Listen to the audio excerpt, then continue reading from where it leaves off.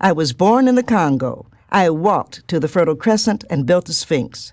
I designed a pyramid so tough that a star that only glows every 100 years falls into the center, giving divine, perfect light. I am bad. I sat on the throne drinking nectar with Allah. I got hot and sent an ice age to Europe to cool my thirst. My oldest daughter is Nefertiti. The tears from my birth pains created the Nile. I am a beautiful woman. I gazed on the forest and burned out the Sahara Desert. With a packet of goat's meat and a change of clothes, I crossed it in 2 hours. I am a gazelle, so swift, you can't catch me. For a birthday present when he was 3, I gave my son, Hannibal, an elephant. He gave me Rome for Mother's Day. My strength flows ever on. My son Noah built Newark, and I stood proudly at the helm as we sailed on a soft summer day. I turned myself into myself and was Jesus. Men intoned my loving name. All praises, I am the one who would save. I sowed diamonds in my backyard. My bowels deliver uranium. The filings from my fingernails are semi-precious jewels. On a trip north, I caught a cold and blew my nose, giving oil to the Arab world. I am so hip, even my errors are correct. I sailed west to reach east and had to round off the earth as I went. The hair from my head thinned, and gold was laid across 3 continents. I am so perfect, so divine, so ethereal, so surreal, I cannot be comprehended except by my permission. I mean, I can fly like a bird in the sky. You were gone, like a fly lighting on that wall with a spider in the corner. You were gone. Like last week's paycheck for this week's bills, you were gone. Like the years between 25 and 30, as if somehow you never existed. And if it wouldn't be for the gray hairs, I would never know you had come. If it's a trail, we can hike it. If it has 2 wheels, we can bike it. If it's an allergy, we can sneeze it. If it's a pimple, we can squeeze it. If it's dew, it covers Dixie. If it's Tinkerbell, it's a pixie. If it's a breeze, it can blow us. If it's the sun, it can know us. If it's a song, we can sing it. If it flies, let's wing it. If it's soda pop, then it's drinkable. It might be X-rated, but that's unthinkable. If it's a boat, we can sail it. If it's a letter, we can mail it. If it's a star, we can let it shine. If it's the moon, it can make you mine. If it's grass, we can rake it. If it's free, why not take it? If it's a tide, it can ebb. If it's a spider, it can web. If it's chocolate, we can dip it. If it's a golf ball, we can chip it. If it's gum, we can chew it. I hope it's love, so we can do it. My old man is as fat as he can be. My old man is as wide as the deep blue sea. What I do for him, he does for me. Now, we don't fly and rarely take a train. Mostly we enjoy our own terrain, sitting on a rocker in the rain, singing, Giddiyap, horsey, giddiyap. Giddy, giddy, giddy, giddy, giddiyap. Giddiyap, horsey, giddiyap. Riding on the top of a cloud, singing, Giddiyap out loud. Now, my old man says he would lose for me, get as slim as I would want to see, but all that him is him enough for me. I'm not lazy, neither am I shy. I don't worry, neither do I cry. When he touches me, I want to die, shouting, Giddiyap, horsey, giddiyap. Giddy, giddy, giddy, giddy, giddiyap. Sitting on a rainbow cloud, singing Giddiyap out loud. If you've got the key, then I've got the door. Let's do what we did when we did it before.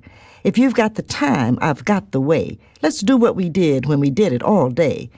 You get the glass, I've got the wine. We'll do what we did when we did it overtime. If you've got the dough, then I've got the heat. We can use my oven till it's warm and sweet. Now, I know I'm bold coming on like this, but the good things in life are too good to be missed. Time is money, and money is sweet. If you're busy, baby, we can do it on our feet. We can do it on the floor. We can do it on the stair. We can do it on the couch. We can do it in the air. We can do it in the grass, and in case we get an itch, I can scratch it with my left hand, 'cause I'm really quite a witch. If we do it once a month, we can do it in time. If we do it once a week, we can do it in rhyme. If we do it every day, we can do it every way. We can do it like we did it when we did it that day. Let's start with the air, which has its airplanes and thunder and lightning and kites. Then think of the bulbs which have shades and switches to turn on when we need night lights. Oysters have C's. Some dogs have fleas, though bricks and mortar are sticking. Rock has its roll, Bay Bridge, no toll, and pillows have cases and ticking. And tumbling through space, with a smile on its face, the moon has its wine and its cheeses. The Jeopardy answer is you and me. The question is, who likes squeezes? There is no reason to ask why, since to ask why is to enter some dark and crazy spot where one presumes there is reason and a reason that will make sense, which is not to say there is a craziness. I don't believe this is crazy, but rather mean, hateful, ugly, though not ignorant, because there is knowledge here, and there is a purpose here, but there is no reason. People who will burn a cross will burn a church. The buildings may be rebuilt, but the creak of a stair, the smell of the polish in the pews, the old kitchen where Sunday dinners were reheated, the icebox where the iced tea was kept, the 2 narrow steps leading to the damp and dusky basement, the leaky window that could not always keep the cold at bay, the knowing that this building was built by these hands to worship this God who has delivered us, no, that cannot be rebuilt. The people who have burned crosses will burn a church. Something will be lost, and the world just a bit sadder for the loss of the building. But the people who sift through ashes know that fire is a friend and that fire can be a foe. But the people who use fire are low down, and the people who know that some people are low down will watch the fires, will forgive the trespasses, and will go right on thanking their God for his powerful, magnificent deliverance. As I tossed and turned, unable to achieve sleep, unable to control anxiety, unable to comprehend why, Tupac is not with us. If those who lived by the sword died by the sword, there would be no white men on earth. If those who lived on hatred died on hatred, there would be no KKK. If those who lived by lies died by lies, there would be nobody on Wall Street, in executive suites, in academic offices instructing the young. Don't tell me he got what he deserved. He deserved a chariot and the accolades of a grateful people. He deserved his life. It is as clear as a mountain stream, as defining as a lightning strike, as terrifying as sun to vampires. Tupac told the truth. There are those who wanted to call it dirty, gangster rap, inciting.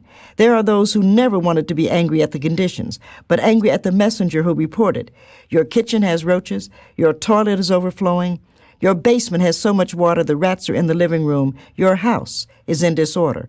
And Tupac told you about it. What a beautiful boy. Graceful carriage, melodic voice, sharp wit, intellectual breath. What a beautiful boy to lose. Not me. Never me. I do not believe East Coast, West Coast. I saw them murder Emmett Till. I saw them murder Malcolm X. I saw them murder Martin Luther King. I witnessed them shooting Rap Brown. I saw them beat Leroy Jones. I saw them fill their jails. I see them burning churches. Not me. Never me. I do not believe this is some sort of mouth action. This is some sort of political action, and they picked well. They picked the brightest, freshest fruit from the tallest tree. What a beautiful boy. But he will not go away. As Malcolm did not go away, as Emmett Till did not go away, your shooting him will not take him from us. His spirit will fill our hearts. His courage will strengthen us for the challenge. His truth will straighten our backbones, you know. Socrates had a mother. She too watched her son drink hemlock. She too asked why. But Socrates stood firm and would not lie to save himself. Tupac has a mother. The lovely Afeni has to bury her son. It is not right. It is not right that this young warrior is cut down. It is not right for the old to bury the young. It is not right. This generation mourns Tupac, as my generation mourned Till, as we all mourn Malcolm, this wonderful young warrior. Sonia Sanchez said when she learned of his passing, she walked all day, walking the beautiful warrior home to our ancestors. I just cried, as all mothers cry for the beautiful boy who said he and Mike Tyson would never be allowed to be free at the same time, who told the truth about them, and who told the truth about us, who is our beautiful warrior. There are those who wanted to make him the problem, who wanted to believe if they silenced Tupac, all would be quiet on the ghetto front. There are those who testified that the problem wasn't the conditions, but the people talking about them. They took away band, so the boys started scratching. They took away gym, so the boys started breakdancing. The boys started rapping, 'cause they gave them the guns and the drugs, but not the schools and the libraries. What a beautiful boy to lose. And we mourn Tupac Shakur, and we reach out to his mother, and we hug ourselves in sadness and in shame. And we are compelled to ask, are you happy, Miss Tucker? Tupac is gone. Are you happy? Diamonds are mined. Oil is discovered. Gold is found, but thoughts are uncovered. Wool is sheared, silk is spun. Weaving is hard, but words are fun. Highways span, bridges connect. Country roads ramble, but I suspect if I took a rainbow ride, I could be there by your side. Metaphor has its point of view, allusion and illusion too. Meter, verse, classical free, poems are what you do to me. Let's look at this one more time since I put this rap to rhyme. When I take my rainbow ride, you'll be right there at my side. Hey bop, hey ree bop. Take a note and spin it around. Spin it around, don't prick your finger. Take a note and spin it around on the black loom, on the black loom. Careful, baby, don't prick your finger. Take the air and weave the sky around the black loom, around the black loom. Make the sky sing a black song, sing a blue song, sing my song. Make the sky sing a black song from the black loom, from the black loom.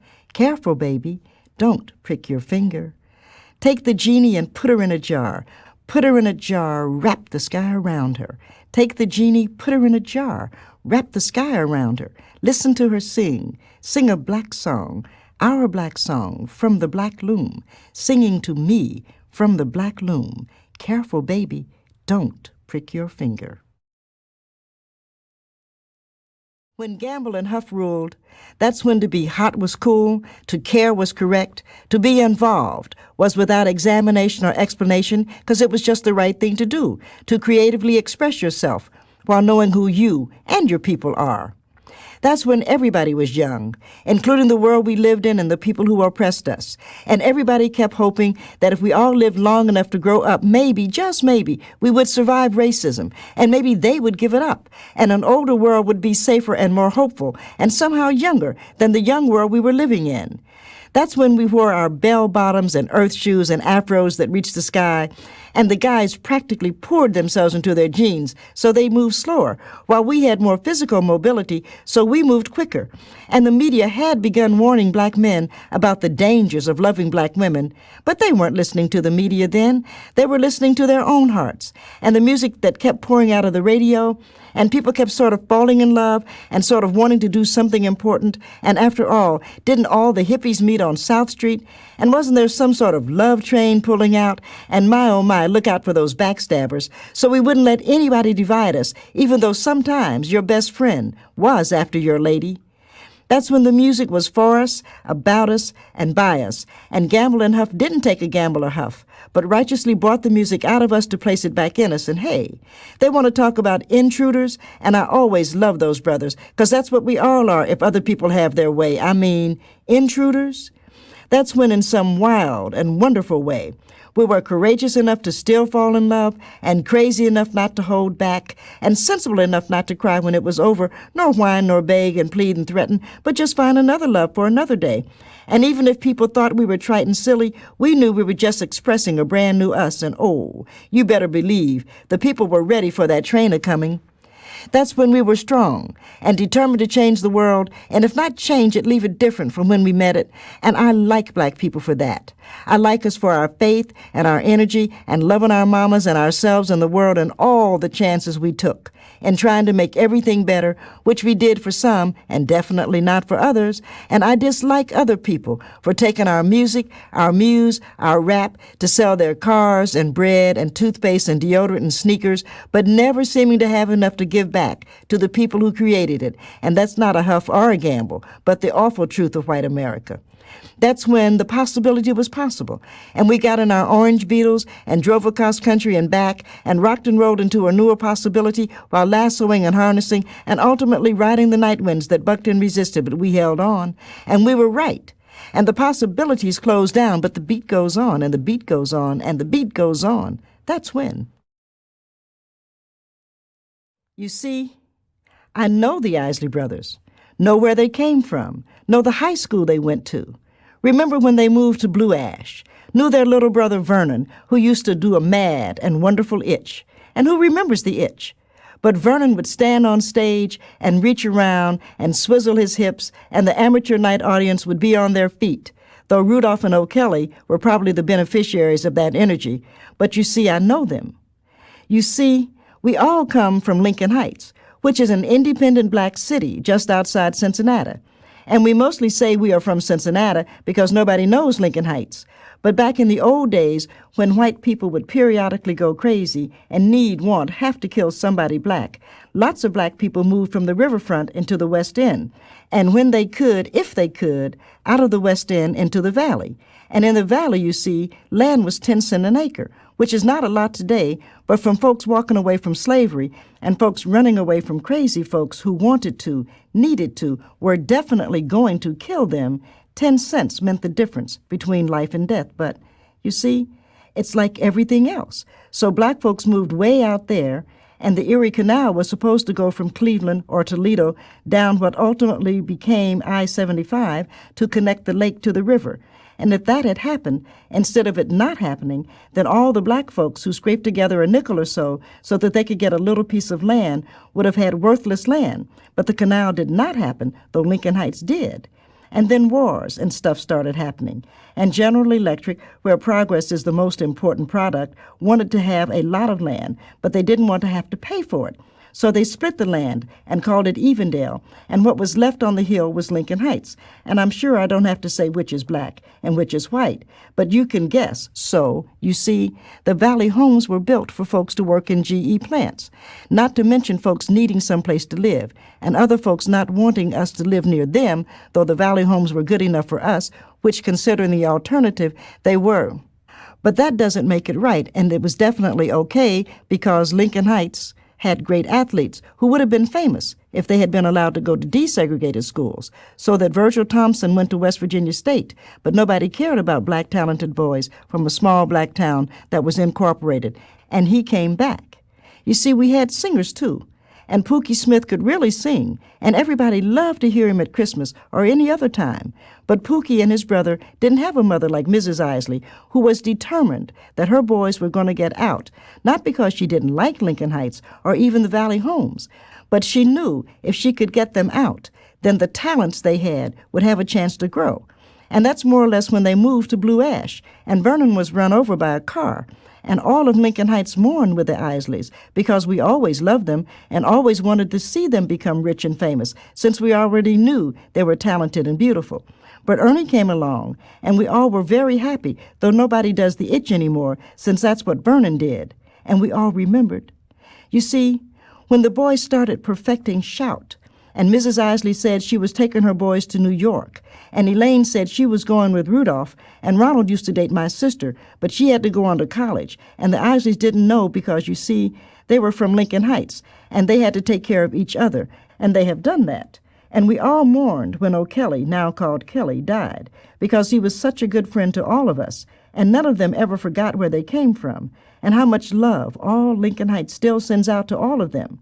And just recently, you see, I was home, and it was Mother's Day at church, and their grandmother wanted to sing a tribute, and she was still doing that Isley shout at 92, and a lot of other people did that Isley shout, like the Beatles and Joey D and stuff. But it was the Isley shout that was our thing, and other than the Beatles, they have sold the most records.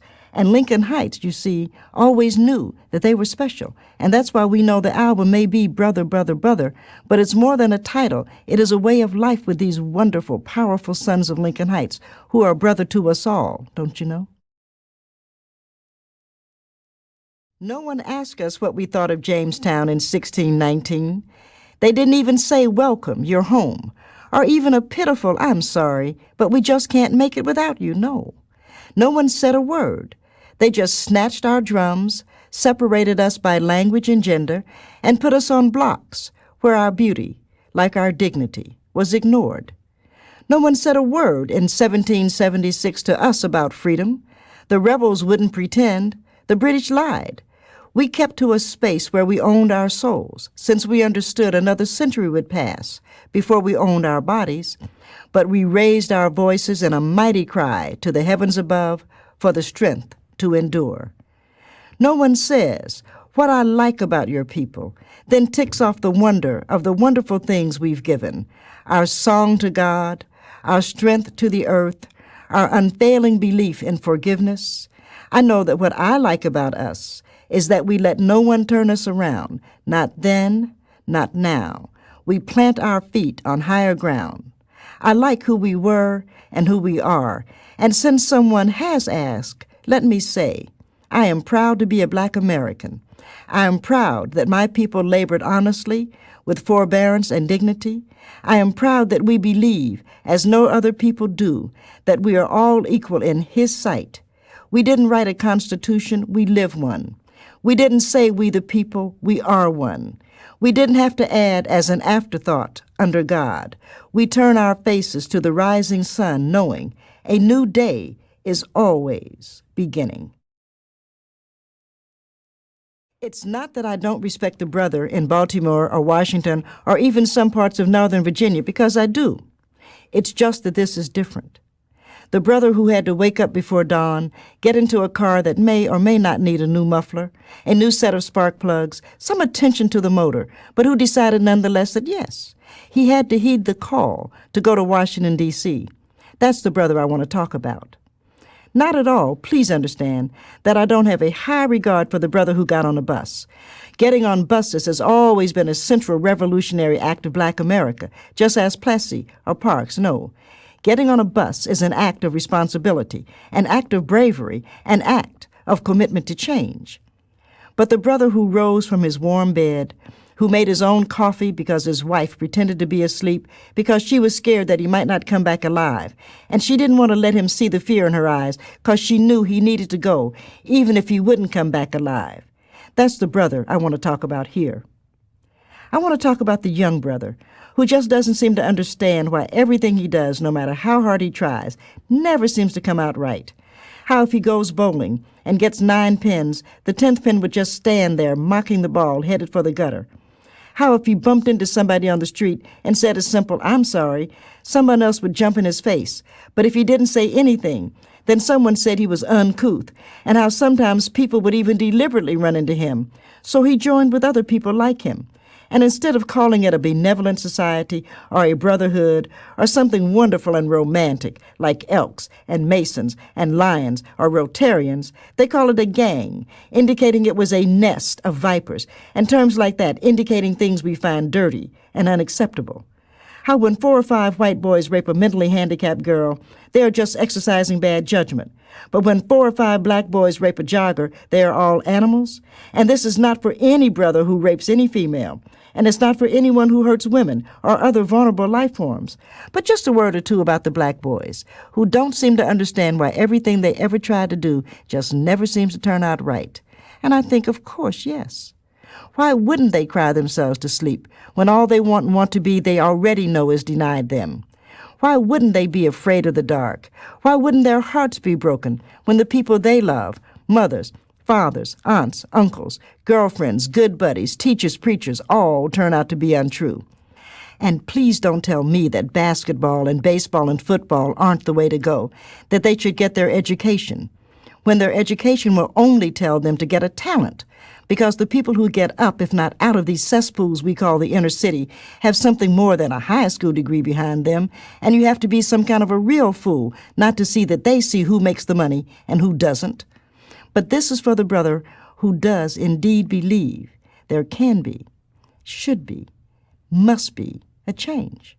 It's not that I am in any way unhappy about the brother who has a fine home, a car that is always serviced on time, a job with health benefits, a pretty wife, happy, smart children, a dog that obeys. I'm proud and happy for him and his because I know a people cannot do better unless individuals do better.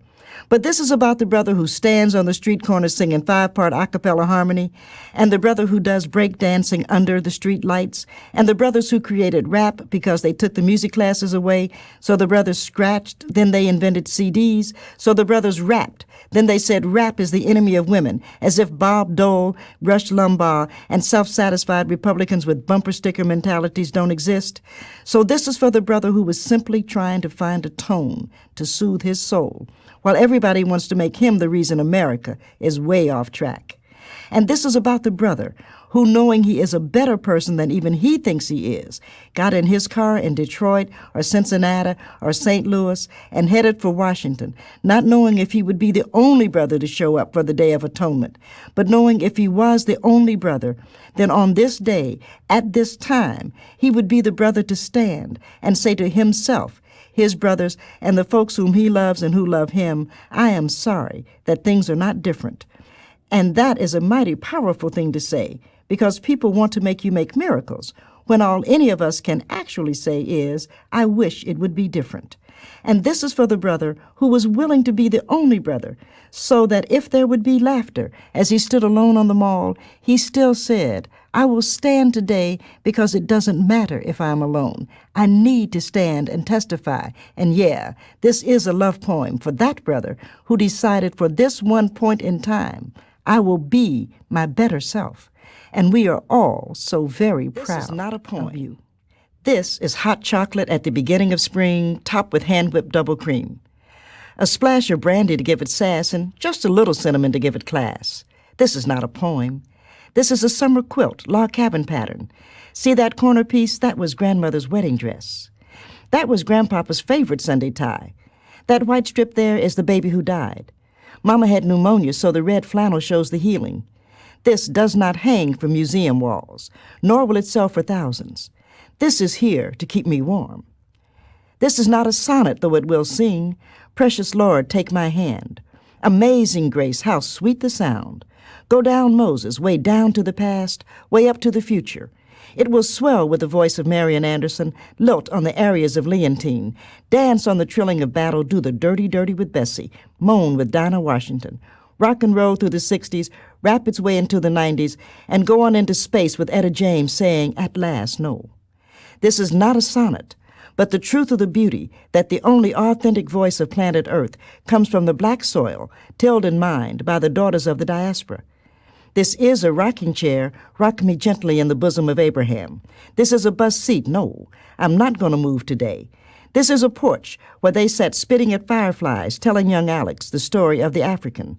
This is a hook rug to cover a dirt floor. This is an iron pot with leftover vegetables making a slow cooking soup. This is pork simmering chitlins, surprising everybody with our ability to make a way out of no way. This is not rest when we are weary, nor comfort when we are sad. It is laughter when we are in pain. It is never mind when we are confused. It is keep climbing, child, when the road takes the unfair turn. It is don't let nobody turn you round when our way is dark. It is the faith of our mothers who plaited our hair, put Vaseline on our faces, polished our rundown shoes, patched our dresses, wore sweaters so that we could wear coats, who welcomed us and our children when we were left alone to rear them, who said, get your education and nobody can put you back. This is not a poem, no. It is a celebration of the road we have traveled. It is a prayer for the roads yet to come. This is an explosion, the original Big Bang that makes the world a hopeful, loving place. This is the black woman. And all our trouble and glory, and all our past history and future forbearance, and all that ever made love a possibility, this is about us. Bleached and natural, braided and straightened hair, made up or beaten up faces, tall, short, stately bent, CC riders, junkies, whores, wives, mothers, grandmothers, aunts, working in the home or outside, working in the system or outside, working, praying, working to survive, giving pride, giving succor, giving voice, giving encouragement, giving whatever we can give. This is a flag that we placed over Peter Salem and Peter Poor, the 54th Regiment from Massachusetts, all the men and women lynched in the name of rape. Emmett Till, Medgar Evers, Malcolm X, Martin Luther King Jr. This is a banner we fly for respect, dignity, the assumption of integrity, for a future generation to rally around. This is about us, celebrating ourselves, and a well-deserved honor it is. Light the candles, this is a rocket. Let's ride. Cans and strings and backyard trees, giggles coming through the wire. Summer mud pies, lemonade stands. Hang up. No, you hang up first. Potatoes must be piled mild high. Then you add the leaves. Daddies always light the fires. Hang up. No, you hang up first.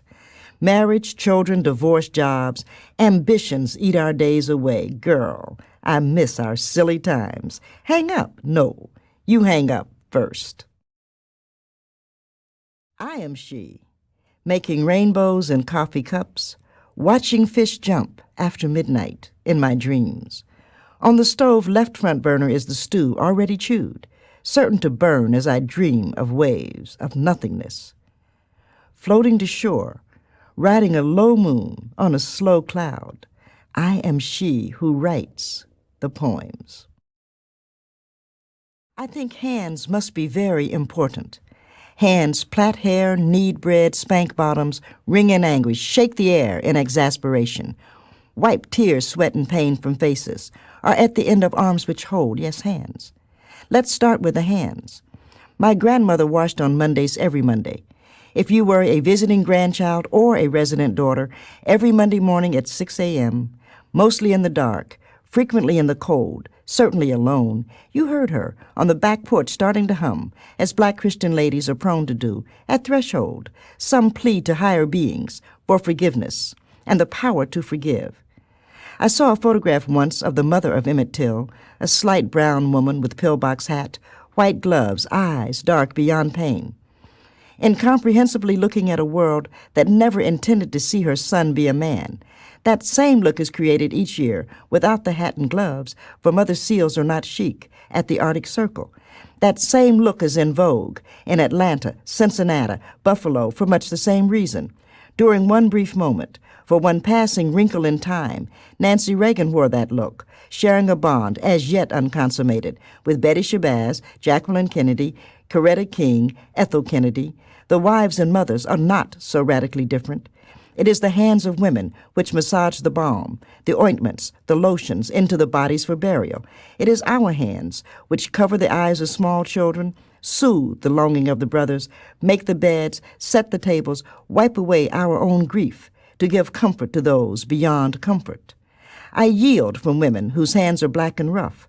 The women who produced me are in defiance of porcelana and Jergens lotion, are ignorant of Madge's need to soak their fingernails in Palmolive dishwashing liquid. My women look at cracked, jagged fingernails that will never be adequately disguised by Revlon's new spring reds. We, of the unacceptably strong, take pride in the strength of our hands.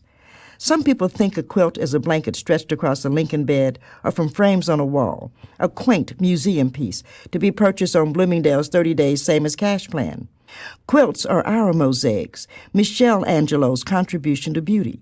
We weave a quilt with dry, rough hands. Quilts are the way our lives are lived. We survive on patches, scraps, the leftovers from a materially richer culture, the throwaway from those with emotional options. We do the far more difficult job of taking that which nobody wants and not only loving it, not only seeing its worth, but making it lovable and intrinsically worthwhile. Though trite, it's nonetheless true that a little knowledge is a dangerous thing. Perhaps pitiful would be more accurate, though that too is not profound. The more we experience the human drama, the more we are to understand that whatever is not quite well about us will also not quite go away. Sometimes when it's something like Mother's Day, you really do wish you were smart enough to make the pain stop, to make the little hurts quit throbbing, to share with Star Trek Spock the ability to touch your fingertips to the temples and make all the dumb, ugly, sad things of this world ease from memory. It's not at all that we fail to forgive others for the hurts we have received. We cannot forgive ourselves for the hurts we have meted.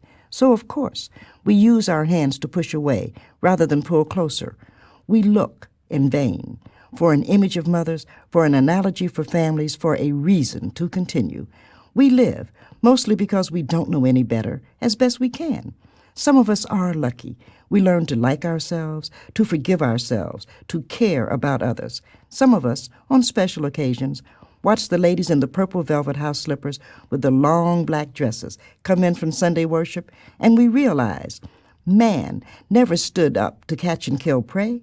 Man never reared up on his hind legs to free his front parts to hold weapons.